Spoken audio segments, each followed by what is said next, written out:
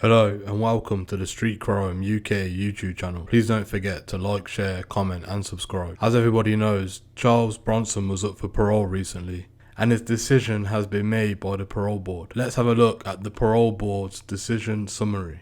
As required by law, Mr. Salvador's case was referred to the parole board by the Secretary of State for Justice to determine whether he could be safely released on parole license. If not, the panel should consider whether transfer to open prison conditions could be recommended. The panel could only direct release if it was satisfied that it was no longer necessary for the protection of the public that Mr. Salvador remain confined in prison. If the panel did not find that Mr. Salvador could be released, it should consider his suitability for transfer to open conditions. To do so, the panel must review the extent to which he has made sufficient progress in reducing risk in order to protect the public from harm.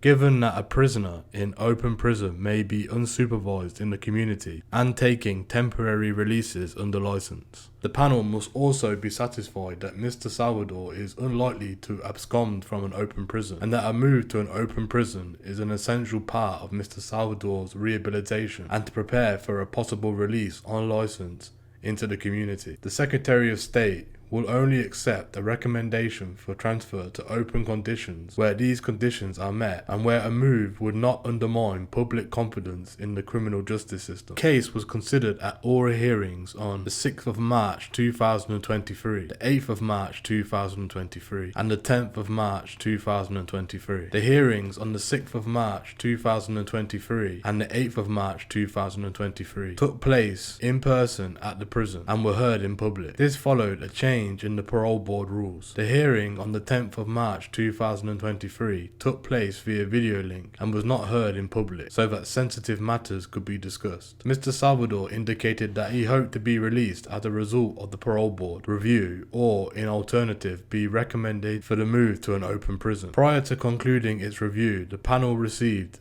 and considered further written representations from Mr. Salvador's legal representative and the Secretary of State's legal representative. The Secretary of State did not believe that Mr. Salvador should be released or that he should be transferred to an open prison. In reaching its decision, the panel considered the contents of Mr. Salvador's dossier prepared by the Secretary of State.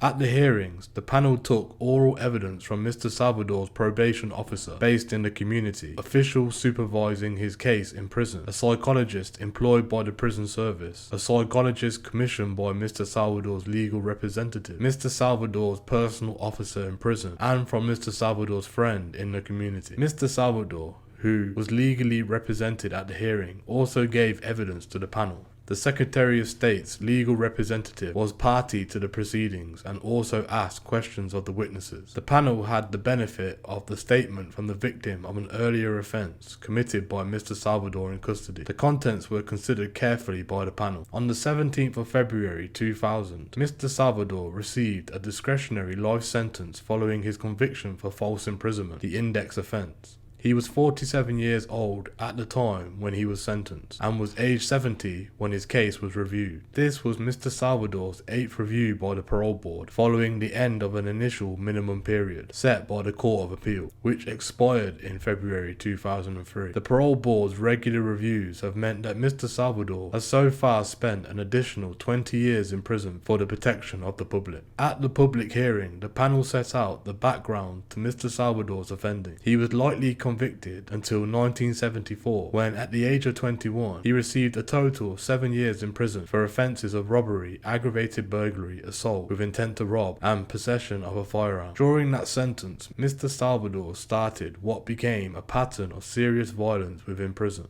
He received a consecutive custodial sentence in 1975 for a serious assault against another prisoner. In 1978, he was sentenced for a further violent offence. In 1985, Mr. Salvador was sentenced to 3 years in custody for serious violence offences and was subsequently released into the community in 1987 for the first time since 1974. Within months, he had committed a robbery and was sentenced in 1988 to 7 years in prison. After his release on that sentence, Mr. Salvador was in the community for 69 days before being remanded into custody in 1992 for an offence of carrying a firearm with intent to commit an indictable offence. He has remained continuously in prison since then and has received an 8-year sentence for firearms offences in 1993. In 1994, Mr. Salvador received a 7-year custodial sentence for offences of false imprisonment, blackmail, threats to kill, assault occasioning actual bodily harm, and criminal damage. These offences were committed in prison. In 1997, Mr. Salvador received a further 5-year sentence for offences of false imprisonment, blackmail, and threats to kill. He then went on to commit an index offence in 1999. Having considered the index offence, relevant patterns of previous offending and behaviour, and the other evidence before it, the panel identified as risk factors those influences which made it more likely that Mr. Salvador would reoffend at the time of his offending. These risk factors had included him thinking that it was acceptable to commit crime and his violent lifestyle. The panel carefully considered his personality traits, his tendency to minimize responsibility for his actions, his self-image, and his need for status. Mr. Salvador has demonstrated callous behavior and limited victim empathy. He has struggled to manage extreme emotions and control his behavior, overreacting to events and bearing grudges. The panel noted that Mr. Salvador enjoyed the excitement, notoriety, and the financial rewards of his violent and criminal lifestyle. Evidence was presented at the hearings regarding Mr. Salvador's progress and custodial conduct during the sentence. Since his sentence for the index offence, Mr. Salvador has committed further acts of violence in prison. His last conviction for a violence offence was in 2014 when he was sentenced for an assault. Due to his behaviour, much of Mr. Salvador's sentence has been spent in segregation, in conditions of high security. He has achieved notoriety under the name Charles Bronson and had been dubbed by some media reports as Britain's most violent prisoner. It was not until 2010 that Mr. Salvador showed any inclination to address identified risk factors, and he engaged in specialist work with a psychologist. This work was completed in 2012, but Mr. Salvador went on to further offend in 2014. Mr. Salvador told the panel that the specialist work had been helpful, but he also told the panel that it had been of little benefit. The work had focused on how to progress Mr. Salvador in his sentence and had not explored the full range of risks associated with his use of violence. It was after this further offence that Mr. Salvador changed his name from Bronson to Salvador, which he told the panel means a man of peace in South America. He was clear that it was not a tribute to Salvador Dali, as mentioned in various written reports. He told the panel that as a man of peace, he is now an anti-crime and anti-violent man. He spends many hours on his artwork and on exercise. Prison psychologists had identified that Mr. Salvador's violent and criminal behaviour in the community had brought him notoriety, power, and excitement, and that the imprisonment had stripped him of this. It was indicated that during much of his sentence, Mr. Salvador had seen actions against the prison system as a way of taking back power and gaining excitement. Mr. Salvador had considered himself to be a retired prison activist,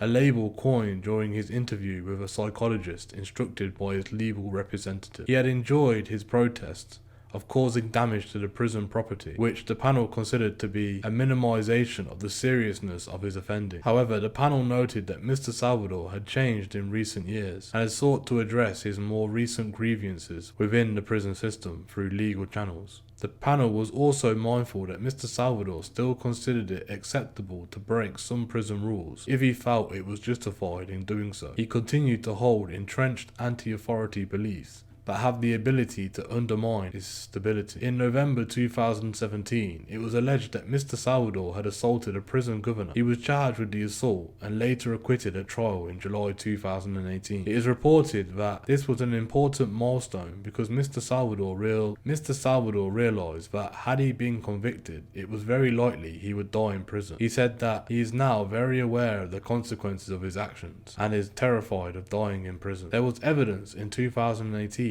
of Mr. Salvador using and threatening violence to resolve problems, to manage negative emotions and deal with grievances. This included greasing himself in margarine to fight staff and needing to be restrained. He was reported to have attempted to assault a prison governor and assaulted a prison officer. In his evidence to the panel, Mr. Salvador admitted to being violent in 2018, saying that he had a rumble with prison officers on 3 occasions, which he described as brilliant. These were the last incidents of physical violence, although reports in the prison have indicated that there have been incidences vile of threats in 2020, 2021, and 2022. The panel was not persuaded that Mr. Salvador's evidence demonstrated much insight into his own understanding of the risk factors that led to his behaviour. Mr. Salvador has been in his current prison since 2019. He is held in secure conditions which he feels are better than those he has experienced in the past, and that he is treated with kindness. The panel noted that there had been a prolonged period of improved behaviour and that Mr. Salvador had been working with professionals. He had been engaging with specialist work with a psychologist, although Mr. Salvador told the panel that he had not learnt much from the sessions. Due to staff shortages, Mr. Salvador spends 23 hours a day in his cell and chooses to spend the time out of his cell in the gym or exercise yard. Typically, he will speak to other prisoners in his association group for about 10 minutes a day. He is allowed to associate with 3 prisoners and dislikes one of them. He has told the prisoner that he dislikes that he will not be talking to him, and they coexist without bothering each other. The panel considers the limited time out of his cell has offered little opportunity for Mr. Salvador's ability to manage himself in conflict situations to be tested. The panel noted that Mr. Salvador lives by his own rules and a code of conduct that he judges others by his own standards. Set against this, there has been evidence of Mr. Salvador breaking prison rules, which he considered to be petty and minor, and that get in the way of him achieving his aims of doing what he wants to do. There have also been a number of occasional verbal outbursts reported. The panel considered Mr. Salvador to have unrealistic expectations of others, and this, combined with his willingness of flagrantly breach prison rules, has significant implications for his behaviour and are linked to risk and his likely compliance with those conditions that could be put in place to manage his risk. In the panel's view, Mr. Salvador's ability to manage himself safely in a less controlled environment where his expectations are challenged or are not met is yet to be tested. Most witnesses at the oral hearing did not recommend Mr. Salvador's release or his progression to an open prison. The panel was told that the current sentence plan was for Mr. Salvador to move to another prison where he can show how he manages himself in a more open unit with less restrictions on his behaviour. The psychologist, instructed by Mr. Salvador's legal representative, had not recommended release in her written report. In her evidence at the oral hearing, the psychologist's view fluctuated as she was questioned, and it variously ranged from progression in enclosed prison, progression to an open prison, and potential release. Her final preference was for Mr. Salvador to be moved to an open prison. In this case, factors which would reduce the risk of a reoffending were identified as Mr. Salvador's sense of hope for future and his commitment to progression. The panel noted that he has realistic long-term goals that are providing him with a focus. His artwork is now a central part of his life that was not previously present when he was offending in the community. He has increased his self-esteem and provides a potential opportunity for him to secure a legitimate income to fund his lifestyle upon release. The panel examined the release plan provided by Mr. Salvador's probation officer and weighed its proposals against the risks it had assessed. The plan included a requirement to reside in a designated accommodation as well as strict limitations on Mr. Salvador's contacts, movements and activities. Mr. Salvador also set out his own plans for the future. The panel concluded the release plan would be robust because it would provide a strict set of external controls. However, the panel was concerned that Mr. Salvador had not yet developed the necessary internal controls that he could use to safely manage his risks of future violence. The panel determined that in its absence of those internal controls, the external controls of the risk management plan would be unlikely to be sufficient to manage Mr. Salvador's level of risk. The panel noted that he is presently in a highly restricted environment, and his general attitude towards compliance is yet to be tested in conditions of less security. Consequently,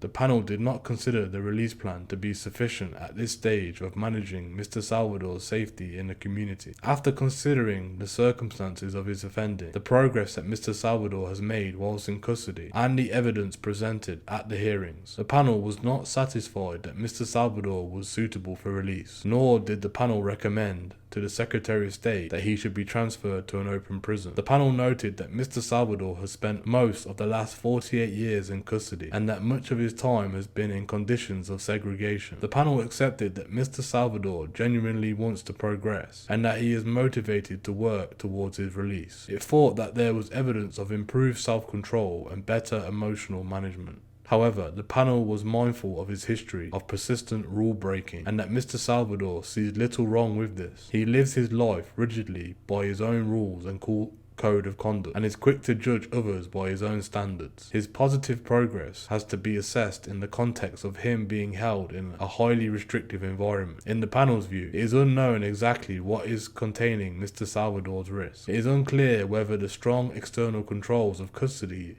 are mainly responsible, or whether his attitude has genuinely changed. The panel could not be satisfied that Mr. Salvador has the skills to manage his risk of future violence until he has been extensively tested outside his current highly restricted environment. The movement and categorization of prisoners are entirely a matter for the Secretary of State. The parole panel will not ordinarily comment on such matters. However, in the particular circumstances of this case, the panel observed that there is an identified pathway for Mr. Salvador in custody and that the evidence supported such a move within the closed prison. In the panel's view, this is a pivotal point in Mr. Salvador's sentence, when his motivation to detest from violence is at its highest. Both psychologists instructed by Mr. Salvador's legal representative were unequivocal in their view that he no longer requires the secure placement in his current prison. He will be eligible for another parole review in due course. What are your opinions on the parole board's decision? Do you believe that Mr. Salvador should have been given a chance of release, or do you agree with the Secretary of State